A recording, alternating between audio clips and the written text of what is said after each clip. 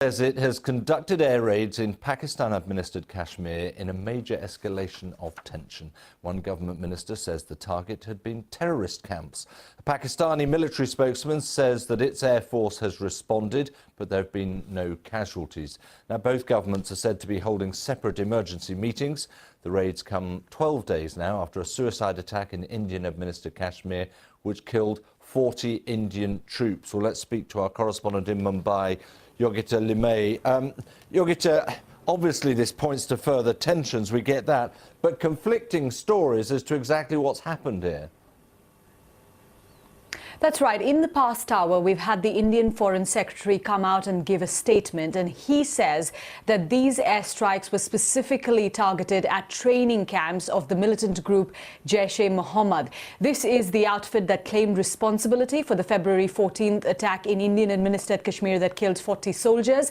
What the Indian Foreign Secretary is saying that it was only the camps of this particular group that were specifically targeted, and that the selection of the targets was done in a way that it avoided civilian casualties.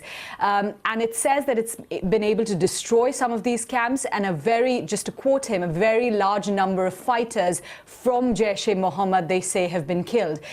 What we know from the Pakistani military spokesman is that Indian aircraft did enter Pakistani airspace, but the Pakistan version differs, of course. They're saying that these aircraft had to scramble back hastily, and while they did drop their payloads, that didn't cause any casualties or any damage.